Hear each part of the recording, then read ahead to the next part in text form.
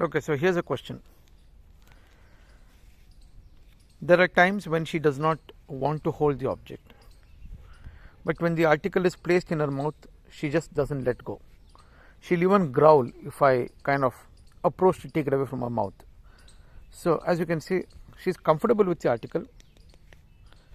She just does not voluntarily come here. Hey, Kasturi, Kasturi. So she does not voluntarily take it in her mouth.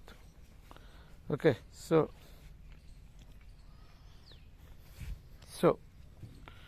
okay, I'm just going to get my hands out here. Okay, so what I do is I will get her to,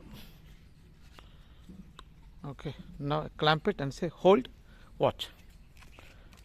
This can go on for 10 minutes now. She's not going to hold, she's not going to drop it. Come here. So we'll just go for a walk.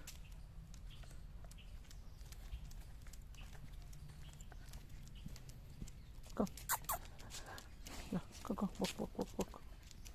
Sorry, this is like a shaky camera, but the idea is to convey that sometimes if she's not happy holding it or taking it on command, why would she continue holding it without any persuasion, without any pressure, without any lure of a reward? It's just like a, look at it. Okay, and maybe I'll even try to run. She'll follow me, but she won't let go. So we'll try and take her to an elevated portion. Okay, come here. Okay, here, come. Okay, up. Here, up. Come on. See. Back. Come up. So I'm not insisting that she holds it.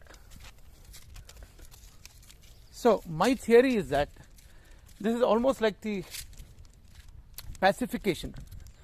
So it's like when a little child is given the plastic nipple to suck on, the baby quietens down. So this could be her way of treating the article in her mouth.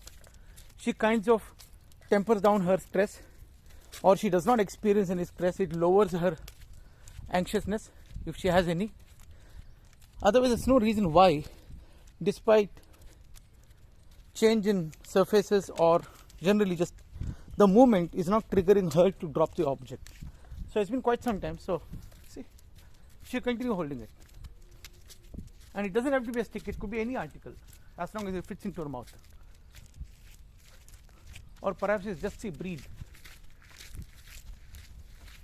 You know, bird dog. So, come on.